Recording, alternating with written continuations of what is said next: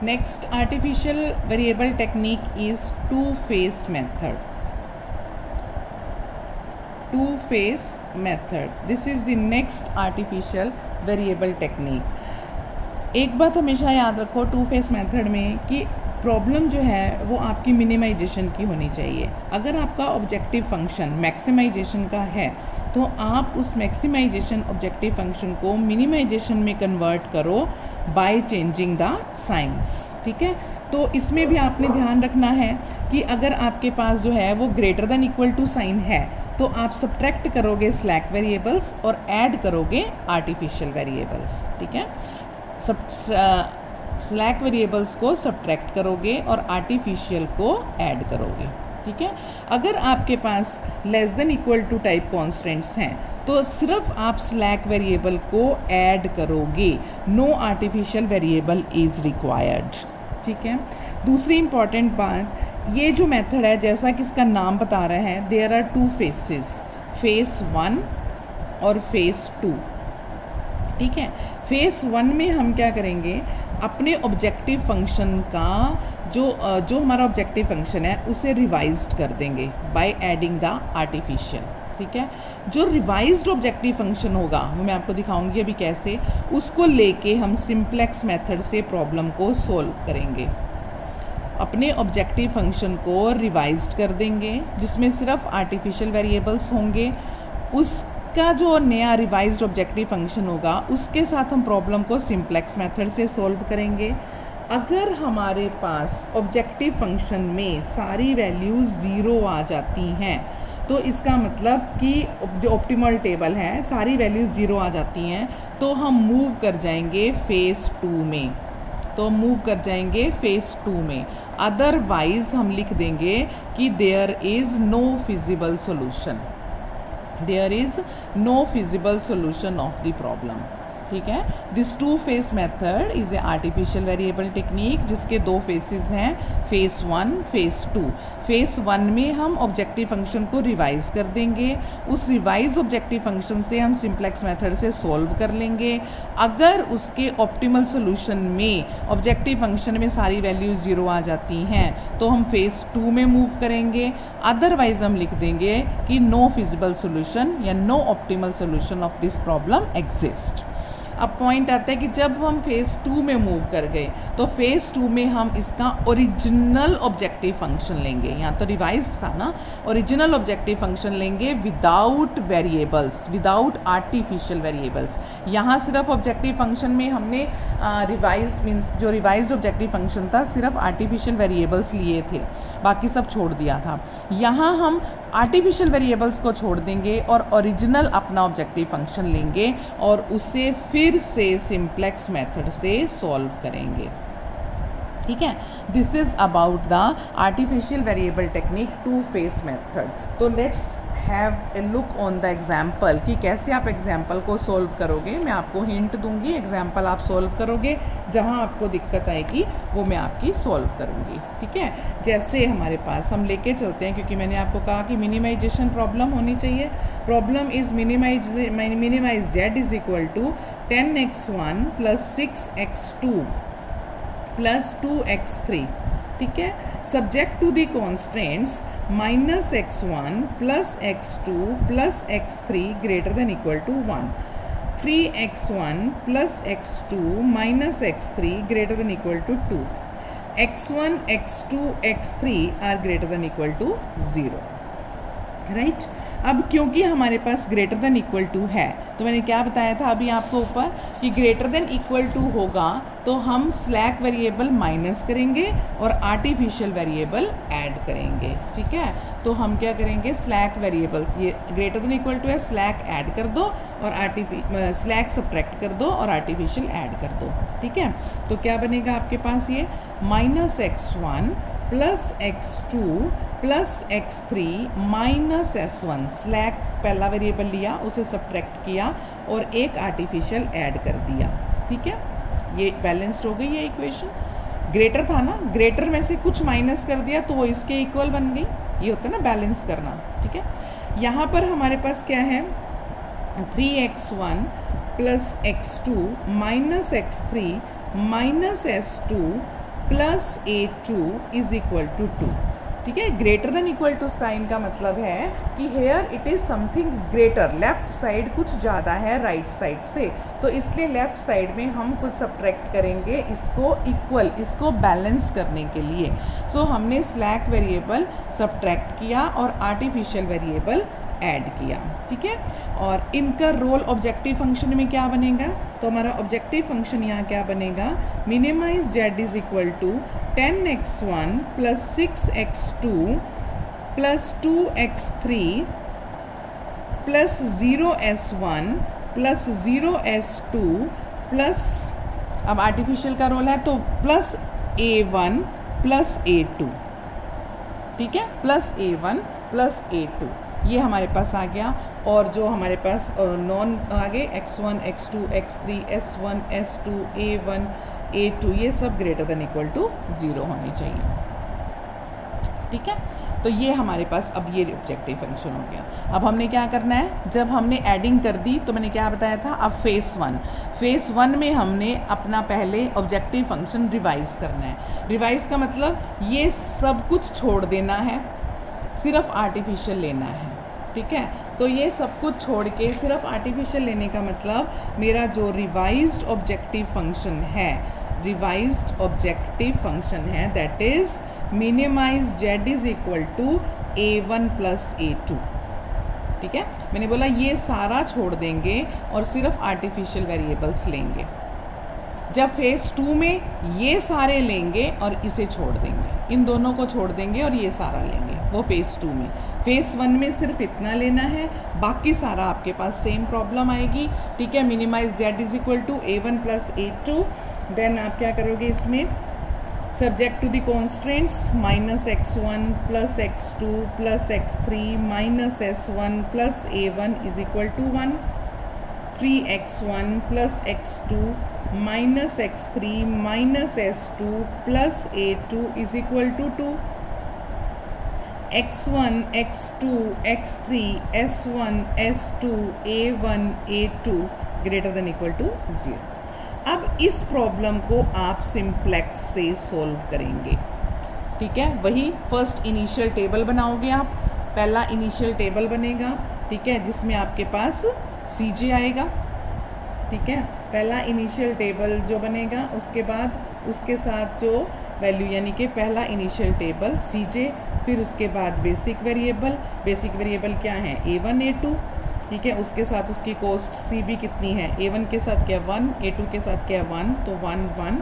और इधर वेरिएबल्स कौन से हैं, x1 x2 x3 s1 s2 a1 a2।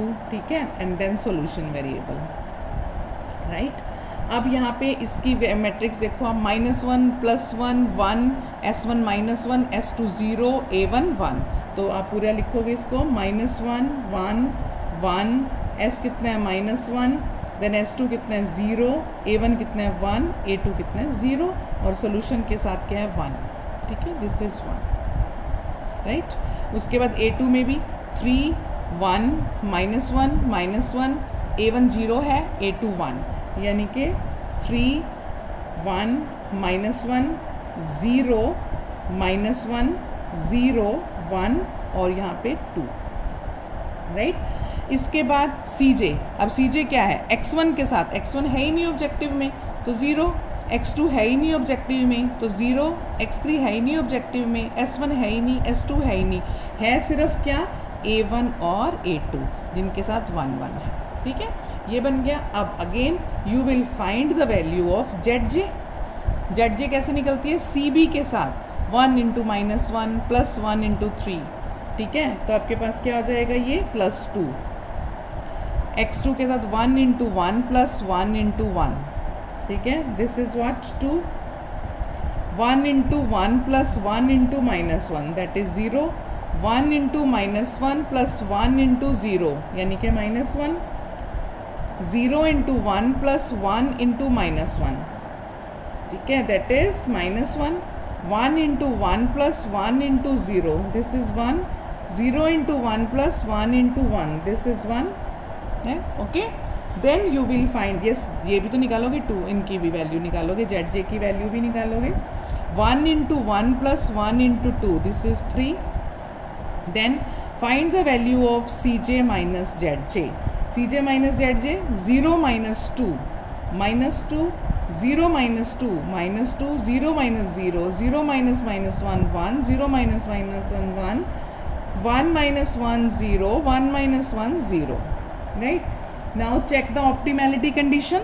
Optimality condition क्या होती है? Optimality condition क्या है आपकी? All Cj minus Zj should be greater than equal to 0. But यहाँ पे ऑप्टिमैलिटी कंडीशन नहीं है, सारे Cj minus Zj greater than equal to 0 नहीं है, दो नेगेटिव वैल्यू हैं. अब दोनों वैल्यूज जो हैं वो -2 हैं, तो हेयर इज ए टाई, तो you can choose any one. ठीक है, नहीं तो अगर नहीं होती तो आप क्या करते, फिर जो आपके पास सबसे ज़्यादा नेगेटिव वैल्यू होती वो आप चूज़ करते, वो आपका की कॉलम बनता. ठीक है, की कॉलम बनने के बाद जो की कॉलम बनेगा उससे इस सोल्यूशन वेरिएबल को डिवाइड करेंगे.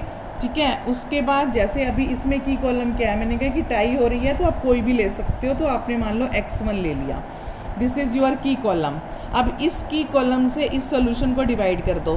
ठीक है ना, यानी कि 1 को -1 से किया, 1 आ गया आपके पास, है ना. डिवाइड, इससे डिवाइड करोगे ना आप इसको, जो आपके पास की कॉलम बनेगा.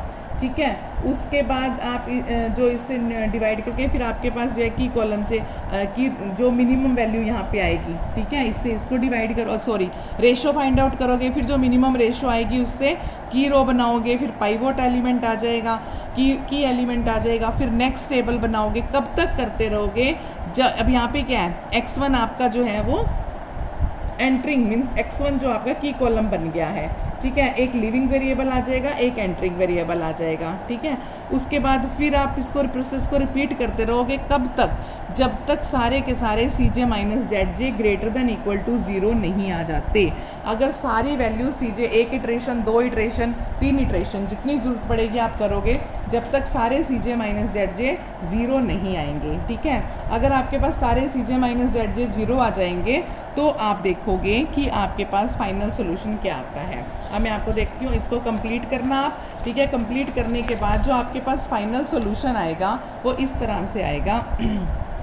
Cj की वैल्यू होगी बेसिक वेरिएबल की जगह एक बार x2 एक बार x1 आ जाएगा, और उसके साथ जो कॉस्ट एसोसिएटेड होगी वो 0 0 होगी. और यहाँ पर आपके पास जो वेरिएबल है x1 x2 x3 s1 s2 and then आपके पास सॉल्यूशन वेरिएबल है. अब यहाँ पे क्योंकि मेरे पास आपने अब जो ऑब्जेक्टिव, जब आपने अब इसको देखा तो आपके पास आर्टिफिशियल निकल गए दोनों. ठीक है, तो आपके आर्टिफिशियल यहाँ थे, दोनों निकल गए, और इनके साथ जो कॉस्ट आ रही है वो 0 0 0 0 0 आ रही हैं, और जो x2 की वैल्यू आ रही है वो 0 1. आफ्टर 2-3 इटरेशंस जो नेक्स्ट आपके पास सोल्यूशन आएगा वो बता रही हूँ मैं, ये 1/2 आपने वो 3-4 इटरेशन जो बनेंगी, जब तक Cj माइनस Zj की वैल्यू सारी की सारी ग्रेटर देन इक्वल टू 0 नहीं आ जाती तब तक. ठीक है, उसके बाद 1 0 -1/2 1/4 -1/4 और 1/4. ठीक है, फिर आप यहाँ Zj निकाल लेना. आप Zj देखोगे आप 0, क्योंकि यहाँ दोनों 0 हैं तो जिसको भी मल्टीप्लाई करोगे ये सारा 0 आ जाना है. ठीक है, Cj माइनस Zj भी 0 आ जाना है क्योंकि ऊपर भी 0 है. ठीक है, अब आप ऑप्टिमैलिटी कर रहे हो तो आप चेक करते हो कि सारा Cj माइनस Zj 0 है ना, तो we have reached the optimality, क्योंकि सारे ऑब्जेक्टिव फंक्शन में वैल्यूज 0 हैं. इसका मतलब we can proceed to the phase 2. आप फेज़ 2 में मूव कर सकते हैं. अब जब आप फेज़ 2 में मूव करेंगे तब आपने अब ओरिजिनल लेना है. ओरिजिनल मीन्स A1 A2 को छोड़ के बाकी आपने सारा ले लेना है. बाकी सारा कैसे लोगे? ये सारी वैल्यूज़ आप वही लोगे, यानी कि x1 x2 x3 s1 s2. A1 A2 छोड़ दोगे इस टेबल में. ठीक है, x1 के साथ कितनी वैल्यू 10 थी, x2 के साथ 6 थी, आप देखोगे ऊपर प्रॉब्लम में, इसके साथ 2 थी, s1 s2 0 0 थे. और बेसिक वेरिएबल जो आपके पास ऊपर जहाँ पर आए हैं x2 और x1. अब x2 के साथ जो है वो वैल्यू लोगे 6, ना कि 0. ये 0 नहीं लोगे. x1 के साथ जो वैल्यू है 10 वो आप लोगे 10. ठीक है, और बाकी सारी यही वैल्यूज़ जो आपकी अभी आई हैं ऊपर वाले टेबल में, जिस टेबल में आई है वो सारी वैल्यूज 0, फेज 1 जहाँ लास्ट एंड हो रहा है वो वैल्यूज़ 1/2 -3/4 -1/4 और 5/4. ठीक है, हियर इट इज़ 1 0 -1/2, 1/4, -1/4, 1/4, ठीक है, ये आपने निकाल लेनी है। फिर अब वही बात करनी है आपने, ZJ फाइंड आउट कर लोगे, CJ minus ZJ find out कर लोगे। ZJ फाइंड आउट करो तो क्या 6 × 0 + 10 × 1 कितना आ जाएगा 10, then it is 6, then it is -2, then -2, then -4, then 10। CJ minus ZJ करो, 10 - 10 0, 6 - 6 0, 2 - 2 4, 0 minus this 2, 0 minus -4 4। Now see, check the optimality condition. All CJ minus ZJ is greater than equal to 0.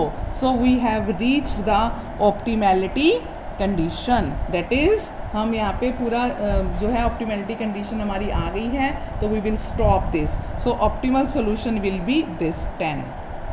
अब check करो 10 optimal solution है या 10 optimal solution नहीं है, क्योंकि अभी हमने जब इसकी वैल्यूज़ को निकालेंगे तो आप देखोगे यहाँ 1/4 है या 5/4 है, यानी कि x1 1/4 है ना। ये देखो x1 की वैल्यू सोल्यूशन 1/4 है, x2 की 5/4 है, और मिनिमम जो ऑब्जेक्टिव फंक्शन 10 है। तो आप देखो x1 आएगा आपके पास 1/4, x2 आएगा 3/4, कितना 5/4 है ना, 5/4 है, x2 5/4, x1 1/4 और z की वैल्यू 10, ये सोल्यूशन है। और अब क्योंकि x1 x2 x3 थे तो जो नहीं निकला दैट इज़ 0, आप उसको 0 लोगे, ठीक है। आप इसको चेक भी कर सकते हो कि जो आपका एक्चुअल फंक्शन था वो क्या था। जो एक्चुअल फंक्शन था आपके पास वो था minimize z is equal to, वो क्या था आपके पास, minimize z is equal to 10x1 + 6x2 + 2x3। तो इसमें आप x1 को पुट करके देखो, 10 × x1 कितना बोला मैंने 1/4, अभी कितना आया 1/4, और 6 × 5/4, ठीक है, x3 कितना है 0। तो ये आप चेक करो इसको, अगर आप इसको निकालते हो 10/4 + 30/4 यानी कि 40/4 यानी कि 10। यही मैंने आपको बताया, 10 इज़ योर सोल्यूशन। ये 10 आया यहाँ पे, और ये x1 x2, इस तरह से आपने, दिस इज़ योर 2 फेस, मतलब फेज़ 2 इज़ कंप्लीट, ठीक है। So this is all about the 2 face method. So here your syllabus is complete. सिर्फ आपकी 3rd यूनिट के 2 टॉपिक रहते थे, बिगैम एंड 2 फेस, ठीक है। इनकी प्रैक्टिस करनी है, कोई भी डाउट होगा तो वो मुझसे क्लियर करना है।